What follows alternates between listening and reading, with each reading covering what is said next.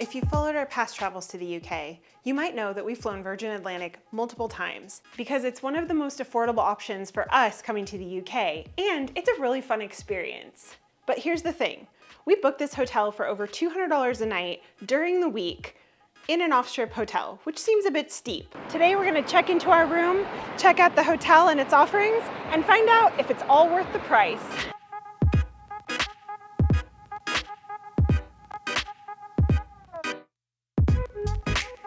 I really like the vibe of this hotel. It has a nice desert motif, but it's still British in all the right places.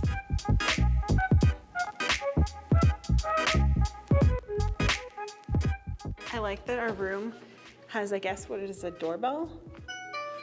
Oh, it is. I like it. I have not seen that before.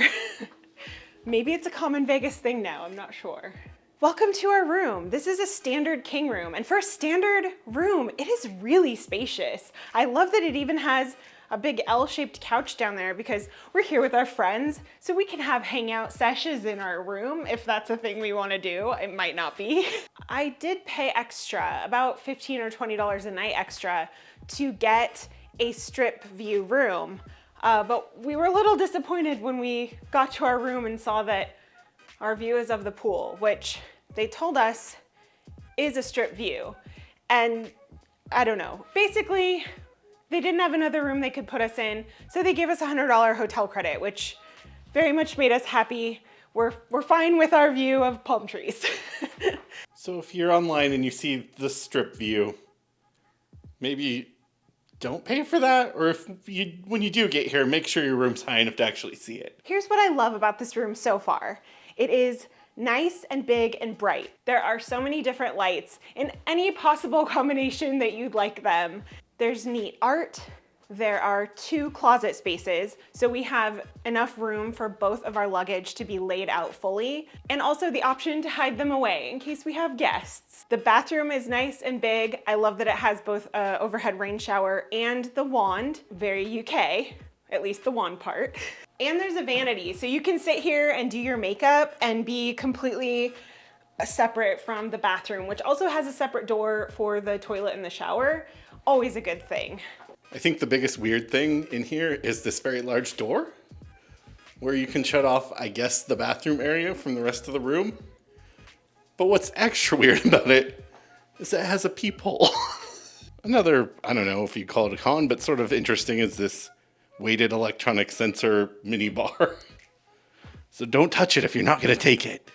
There's also a fridge, but again, it says that if you even displace anything, that they'll charge you for it, and it's $40 if you want them to take everything out of the fridge. Fridges aren't really common in Vegas, so I can't ding them too much on that, but that is kind of a downside. It's kind of a bummer to have a fridge and not be able to use it.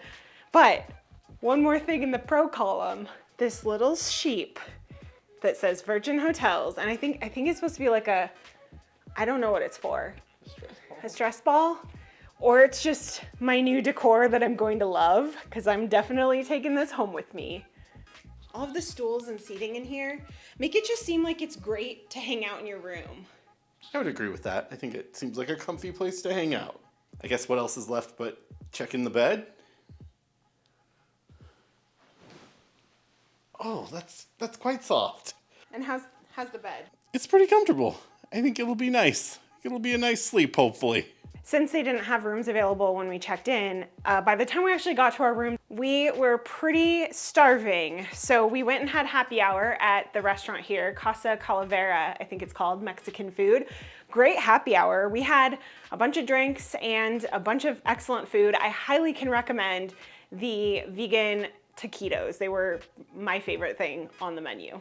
We wandered around the hotel, but there's not a whole lot to do outside of gambling and going to one of the restaurants. So we ended up at Dunkin' Donuts, where we sat and talked for a couple hours. This morning we had breakfast at the Kitchen at Commons Club, which was solid, really good food, a little bit pricey, but that's to be expected in Vegas. We explored some of the hotels around Vegas and then came back for an afternoon trip to the pool. I liked the pool quite a bit. It had a nice ambiance of music, and my favorite part is that half of it was a sand bottom pool, which is always kind of nice.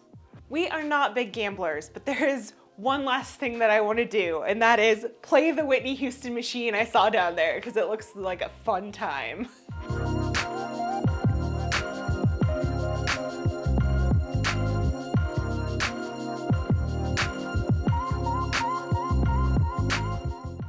Now that we've been at the hotel for a good while, had a good sleep here last night, other than I think there's a little bit of weird quirks with the room. The lighting and all the different remote controlled options are cool in theory, but we tried to have them not come and do housekeeping, and when we got back to our hotel, they had cleaned our house. They had done the housekeeping, and I was a little bit embarrassed because I left underpants on the floor.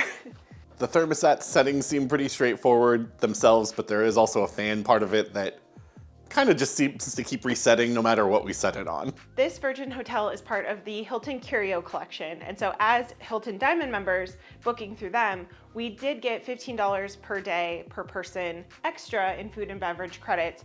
Plus, I think because as part of the resort fee, they gave us 2-for-1 drinks. Would we stay with Virgin Hotels again? I think so. I think I'd like to try one of the other properties, especially one of the ones in the UK. However, I don't know that I would stay at this resort again. For over $200 a night, it did have some issues, and it's not close proximity to the Strip. I feel like I'd rather stay somewhere on Strip, but I think you should probably check out our friend Jason and Josh's video, especially if you're coming from the UK, because they booked through Virgin Holidays and they've had a much different experience than us, including getting the Strip view that we were supposed to have. So go check out their channel, go check out their video, and then you can decide for yourself if this is where you want to stay. Thank you for watching, and thank you to our patrons for coming along and always supporting us. We appreciate you.